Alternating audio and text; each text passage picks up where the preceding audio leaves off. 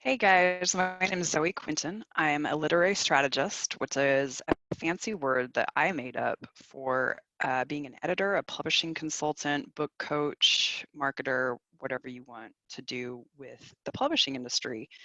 I've been working with books for almost my whole life. My mom is a mystery author, and I've been her manager and publicist for about 15 years. And on my own, I'm an editor, and Chantel is a very good friend and colleague of mine and asked me to do one of these classes to help us all get through this crazy time together. Now, while you're on lockdown, I'm sure a lot of you have tons of extra time, and I'm sure a lot of you have not only books that you're writing, but books that you have put in a drawer somewhere.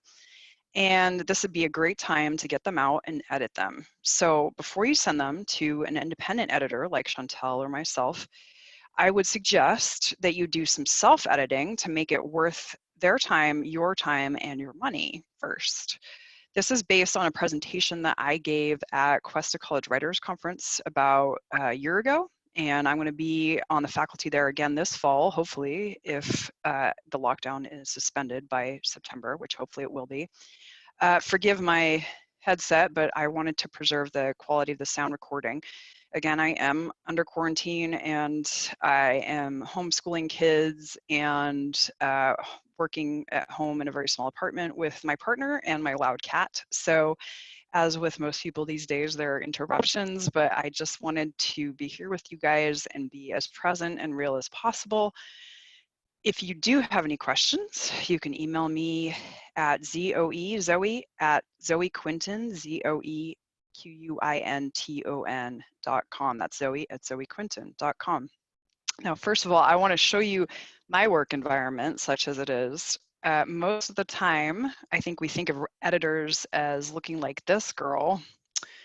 And that's how I'd like to look when I'm working, but it's not always. Sometimes I look a lot more frazzled than that, especially depending on the manuscript that I'm working on. But it can be a very rewarding activity, and it's a very different activity than writing. And also during this time of hardship, I want to remind you guys of this quote that I have on my wall. A book too can be a star, a living fire to lighten the darkness, leading out into the expanding universe. It's Madeleine L'Engle, A Wrinkle in Time. So those are both on my office wall, which is also my bedroom, to demonstrate and to remind me that what I do is very important. And I think that during this time, it's even more so because so many people are turning to books and writing for comfort and for escape and all those things. So never forget that writing books is very important, even if it's just for your own escape and comfort, in fact. And editing them can be equally so. So I'm going to see if I can screen share for you guys and just run through my PowerPoint that I did at Cuesta College Writers Conference last year on self-editing. And like I said, if you have any questions, you can always email me later. I look forward to hearing from you guys. So here, let's give this a shot. I'm going to screen share and see if it works. Okay, so here is my PowerPoint. Very exciting. I'm going to make it full screen. Okay, so here we go. You wrote a book. Now what? First of all, pat yourself on the back. Writing is not an easy job. And this is true whether you've had this book in your drawer forever, or you're still writing one, or you're writing two at the same time. You're doing a great job, whatever you're doing. Neil Gaiman says to put the story aside, which if you're getting out of a drawer is the way to go at this point, along with your writer's hat. Leave it alone for as long as you can stand. Then when you're ready to see it objectively, pick back up your editor's hat and dive back in. This will save you time, money, and heartache, which is why I'm doing this presentation for you. What are the most common errors that I see as an editor? So let's talk about point of view. We're all unreliable narrators of our lives who usually have absolute trust in our self-told stories. Any truth is a matter of perspective, and I think that's especially true right now when everyone is dealing with this crisis in the best ways that they can. And you know, some people are yelling about it, some people are just going to ground, some people are going shopping and hoarding, and so we all have very different points of view right now. So that's something to take into your writing and editing as well. So playing with perspective or point of view can be a tricky but effective technique. It can allow you to play with unreliable narrators. If you use the first person, you can withhold information from the audience, and therefore the audience only knows what you're revealing through that very limited pinpoint camera. On the other hand, you can use the third person to give a bigger picture and build suspense. You can weave multiple threads of a story together and or tell the same story from multiple perspectives by giving voice to different characters or using the omniscient, although a lot of people don't use the omniscient these days. Do be careful of head hopping. This is probably the #1 error that I see in point of view in my work. So when you tell the same, within the same scene, you jump back and forth between different characters and their point of view. This can be jarring and take the reader out of the story. So to check your manuscript for that, watch for the following: a character possessing knowledge they shouldn't have or couldn't have at this point in the story, or thoughts and feelings other than that of the current point of view character. So if Bob has had all the feelings and emotions and thoughts so far in this chapter or scene, and all of a sudden Susan jumps in with a feeling or a thought or a point of view, then you did it wrong. So go back and check for that. #2 is character. So find out what your hero wants and then follow him, says Ray Bradbury. And a very good colleague and friend of mine, David Corbett, who's written a wonderful book on character, says backstory is behavior. So let's talk about character. And again, I do really recommend David Corbett's book on the subject. It's really wonderful. Actually has a couple of different ones on character. So I would recommend that you get those and check them out. Character is a fundamental building block of story. Figure out what their passions, flaws, needs, etc. are, and then let those facts inform their choices, which in turn drive the story. Use those details sparingly. No, it's not going. Here we go. Flesh out who they are, literally and psychologically, but don't tell us everything. Show us their actions and dialogue. Don't overwhelm us with backstory. We can fill in the detail as we need. This includes the villains. Remember, every antagonist is the protagonist of their own story. So Cruella de Vil really wanted that jacket. Even if we don't think that's right, Cruella de Vil had to have that jacket at any cost. They must have their own motives and character arc. Ideally, it reflects or mirrors the protagonist's own. To make sure you're letting your characters drive the plot and not the other way around, you can look for a long section of unbroken prose, like this one. This usually indicates a data dump. Can you break up some of these details and give them through action or dialogue, something other than just exposition? Watch for too many physical descriptions of your characters. One pet peeve for me is that I find that women tend to get descriptions of physical characteristics and clothing way more than men. So that's something to watch out for, definitely. Let's see. Dialogue. Many contemporary novels are so dialogue heavy, they seem all quotation marks. And I would agree with that. And also, I haven't read over this in a while. So this is one of my favorite quotes from Stephen King, The Road to Hell is Paved with Adverbs. Also a problem I come across frequently. So the dialogue is a major way in which you reveal your protagonist's character, how they speak.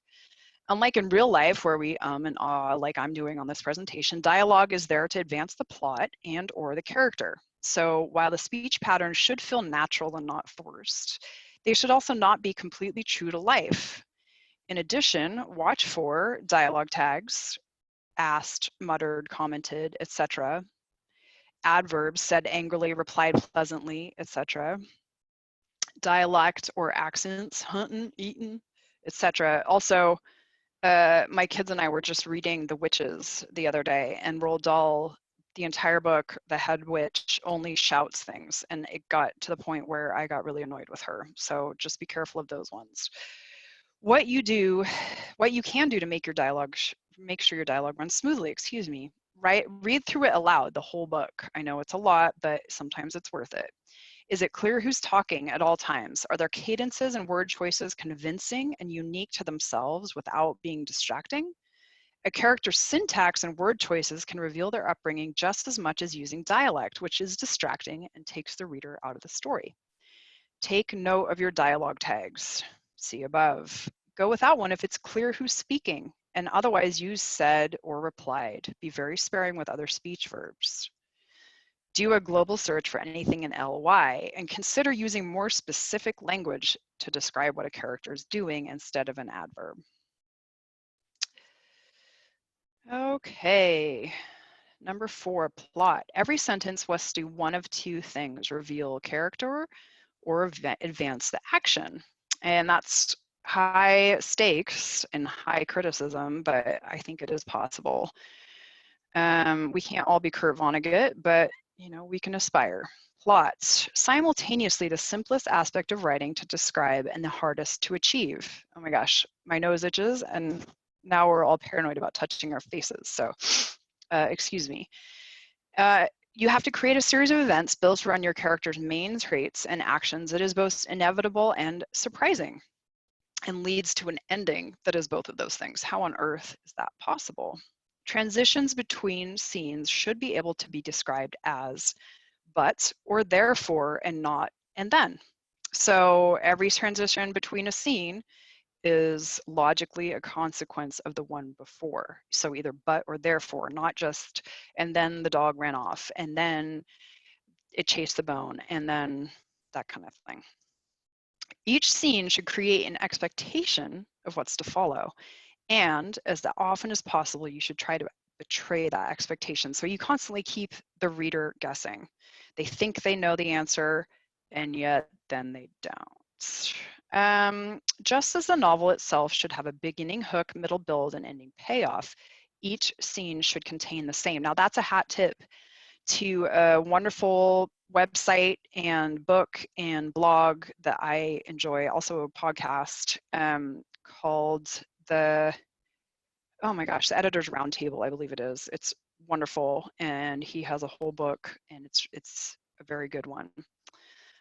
Use scene breaks to indicate changes in time, point of view, or place. So always try to keep things kind of sequential by using a scene break with asterisks or something like that to indicate when you're shifting inside of a chapter. I apologize. I just remembered the podcast I was referring to is called The Story Grid. That's what it is. How you can make sure your plot is clean and building sequentially. Hire a developmental editor like myself or Chantel. Their objective viewpoint can really help in the higher level editing phase. And this is true for published authors, beginning authors, anyone. So it's not an admission of failure or inability if you do ask for outside help. Sometimes it is essential to have another pair of eyes.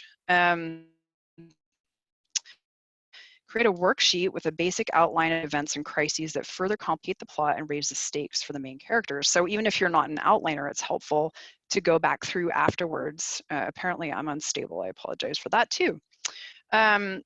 It's so true in so many ways. It helps to go back through and do an outline afterwards in a kind of worksheet just to make sure that you're getting all the key plot points, the turning points are there. And if there's something that's not working, it's often a feeling that you get, and then you can clarify that by doing a plot worksheet. Make sure you're using scenes correctly as transitions and complete subunits of plot. So if there's any questions on that, just feel free to shoot me an email because I know that I'm putting a lot in here. Setting, N.K. Jemisin, wonderful author. I think most fiction focuses on uncomfortable settings because that's interesting. Agreed. As with physical characteristics or backstory, go light with descriptions of your setting, unless like some very talented authors, you can paint a picture with your words or make your setting into a character itself. Otherwise, you run the risk of letting it overshadow the story, especially in historical or science fiction, which both require a lot of world building. To keep on top of this, use the iceberg rule, 30% above the surface and 70% below. So even though you have in your head the entirety of a street scene in 19th century England, only describe, and you've done all the research to support that, only describe 30% of what you're seeing, enough to support the characters and the plot, not everything. Use setting as a tool, just like dialogue, i.e. sparingly.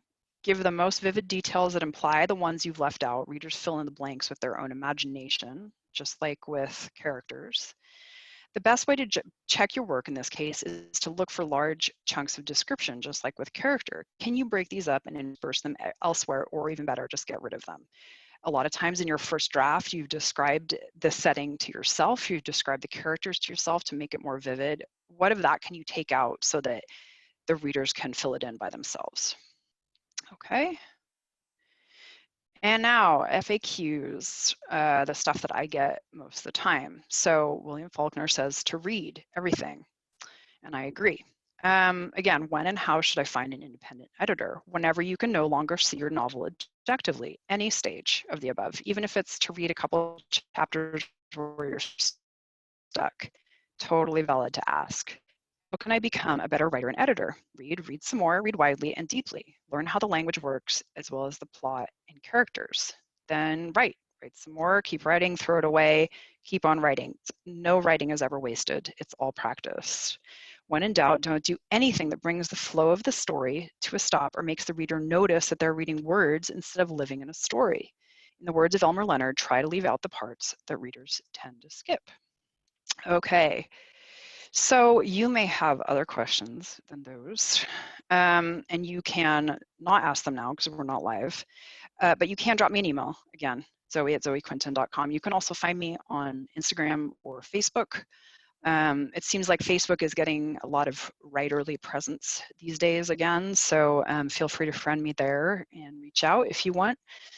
I'm available for consultations. In fact, I'm doing free 15-minute phone consults or one email during the lockdown time to help you with your writing and keep your mental health up, whatever it takes right now to support you in this very difficult time.